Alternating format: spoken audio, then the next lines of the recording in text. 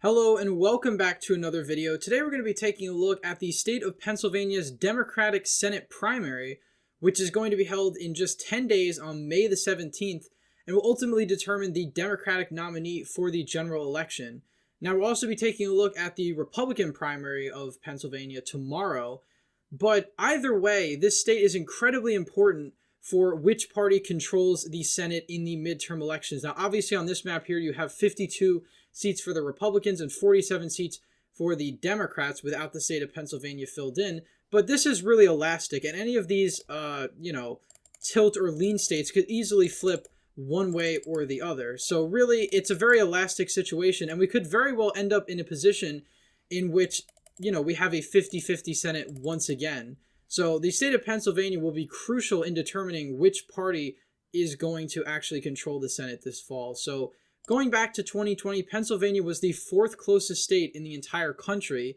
Joe Biden won it by just 1.2% in a year where the Democrats, Joe Biden himself, won the popular vote by over 5 points.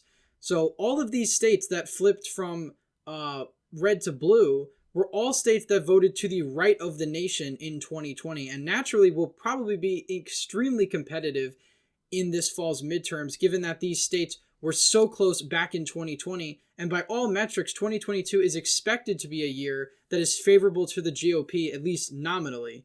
So looking at the state of Pennsylvania itself, it's competitive in general elections, and it's especially competitive in 2022, mainly because there is no incumbent senator. Pat Toomey, the incumbent Republican, had declined to run for re-election. I suspect part of that had to do with his vote to impeach President Trump back in January of last year, so he ultimately decided he wasn't going to run for re-election. He probably would have had a tough time getting through a primary with that. But anyway, looking at the Democratic primary now, it really seems to be a one-man race at this point, with John Fetterman in the latest poll beating his runner-up, Conor Lamb, by 39 percentage points. If you compare that, of course, to the first poll we saw out of Pennsylvania back in May of 2021, Fetterman was only beating Lamb by 19 points. So, if anything, Conor Lamb has done worse as time has gone on, not better, which is something I'm sure his campaign isn't really too thrilled to hear about. Now, it's kind of surprising that Conor Lamb wasn't a stronger nominee, given the vast amount of endorsements he had gotten in the primary. And this is something that a lot of politicians and pundits haven't really caught up to yet, that endorsements really don't mean as much as they used to. Look at all the endorsements that Conor Lamb has. He has a ton of state representatives, a ton of organizations, individuals, important to the Democratic Party, and U.S. representatives, mostly, Democrats from the state of Pennsylvania. But then you look at Fetterman's endorsements. You have a couple of unions, 2 organizations, and somebody from Data for Progress, which is a left-wing polling firm.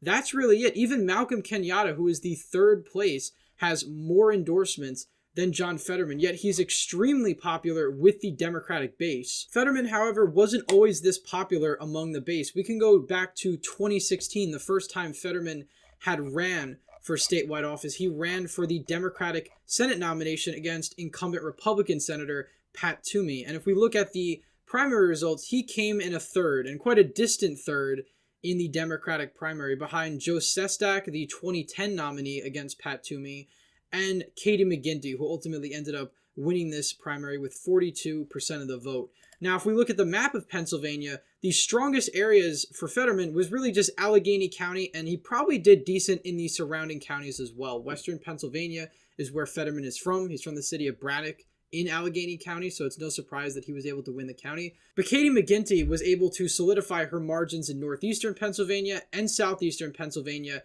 and all across the central portion of the state to ultimately win this primary. Joe Sestak really only won a couple of counties by, a decent amount. He's had solid margins, 40% in a 4-way primary is pretty impressive, but ultimately it didn't really get him to the nomination. It got him in a 10 points behind McGinty. Now, in 2018, Fetterman actually won a statewide primary. He became the lieutenant governor nominee for the Democratic Party, winning against his second place challenger by 14.2 percentage points. And, it really wasn't that close at the end of the day. The other 3 closest contenders were all within a couple of points of each other, So it wasn't really it wasn't a total blowout, but Fetterman did extremely well because he was able to run up gigantic margins in Western Pennsylvania, where he's from. He was able to get 70 to 80% in Allegheny and the surrounding counties, 60% in these other counties in Western Pennsylvania, and 50 and 40% all over Western Pennsylvania and even parts of Central Pennsylvania as well, getting around 30% of the vote. So Fetterman dominated the western portion of the state, and all of the other contenders were really fighting for these eastern counties over here.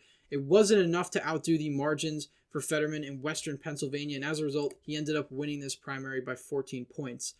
Now, going on to 2022, it's expected that Fetterman will probably win even more counties based on the percentage of the vote he's at right now. Again, this latest poll could be an outlier for how large of a margin it is. Again, if Fetterman gets 53% of the vote, it will be a layup. But I wouldn't be surprised if he gets even more than that, considering in the aggregate right now, Conor Lamb is at just 12% and Malcolm Kenyatta from Philadelphia is at 6%. So this really isn't that much of a competitive primary anymore. And I'm surprised because Conor Lamb was sort of a national figure within the Democratic primary. Again, he had a very competitive Senate election back in 2017, in which Conor Lamb beat the Republican nominee by about 0.2% in a district that voted for Donald Trump by 19 points. So an R plus 19 district, Conor Lamb was able to win by 0.2%. Now again, Lamb had a very different campaign strategy than he does now. Lamb ran as a pro-gun, moderate to conservative Democrat in this red district, and it paid off well for him. He was able to actually win this. Conor Lamb now votes more in line with the mainstream Democratic Party, but had he done that back in this election, I don't think he would have won this special election. I think he ran the right kind of campaign for the conservative western portion of the state. Now, this alone kind of made him a national figure because this was Democrats' real first victory. Sorry, I said 2017 before. I meant 2018. This was Democrats' real first victory in the post-Trump election cycle outside of Virginia in terms of the Congress. This was the first congressional seat pickup for the Democrats after Donald Trump, and it gave Democrats a lot of enthusiasm going into the 2018 midterms. Before that, they weren't really doing so great. You had the special election between Karen Handel and Jon Ossoff, in which Karen Handel won, I believe, by about 2 or 3 points. And of course, Jon Ossoff later ended up becoming senator. But at the time, that was a real blow for the Democrats. While they did, swing a district that was a Republican district, almost blue, it wasn't quite enough. But Conor Lamb was able to pull that off. So it goes to show you that Conor Lamb does have potential to have crossover appeal. But so does Fetterman. Fetterman, brands himself as a very working class Democrat. He famously doesn't really wear suits or, fancy outfits to debates or formal events. He just wears like a kind of workers' mechanics button-down shirt, basically. So he's very much trying to pull off this man of the people image.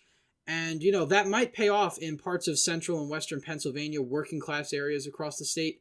But Conor Lamb also had represented those places. Again, we can go to the 2018 elections where Lamb ended up winning a district that was, I believe it's only R plus 1, but he ended up winning it by a landslide margin, 56% to 43%.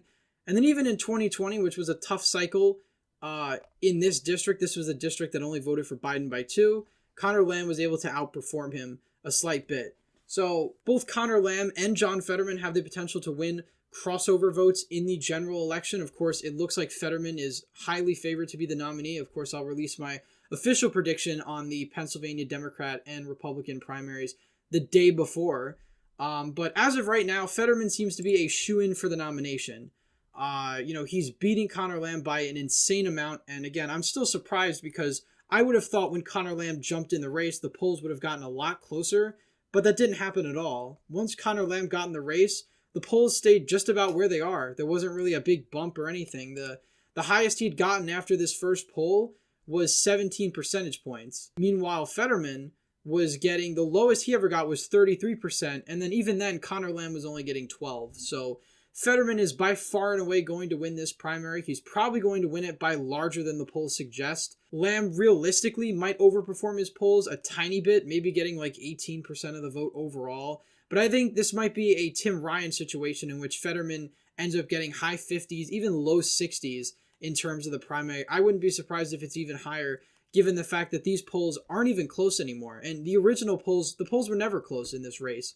A lot of people thought Conor Lamb was going to make a comeback with all the endorsements, a lot of big, Democratic names supporting him, but that wasn't the case. And, as of right now, unless something dramatically shifts between now and Election Day, which I think is very unlikely given the fact that Pennsylvania early voting has already been going on for some time.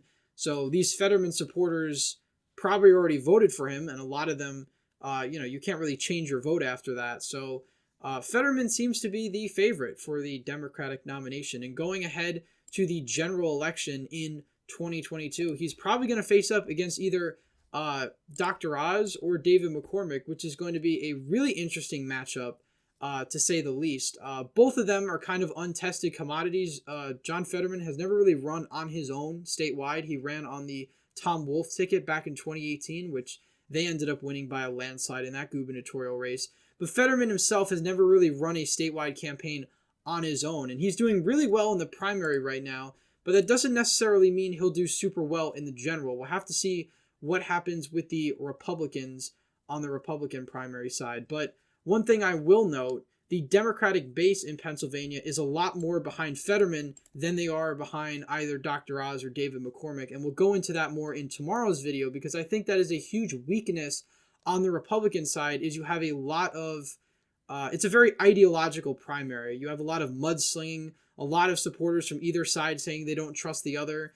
And that's really bad when you're talking about winning a Senate race that is so important for the balance of power in Washington, especially in a state like Pennsylvania, which is not a red state. This is a purple state to tilt blue state through and through. And Republicans really need all the support they can get to push their nominee over the edge. Again, Fetterman is already a widely recognized name in the state of Pennsylvania, as evidenced by his sheer dominance in the Democratic primary. And it's going to be interesting to see how Republicans counter him in the general election. So anyway, guys, thank you all for watching this video. Please leave a thumbs up if you enjoyed this video. Subscribe to the channel. Hit the bell notification so you don't miss any more videos I put out. As always, again, thank you all for watching, and I hope to see you in the next one.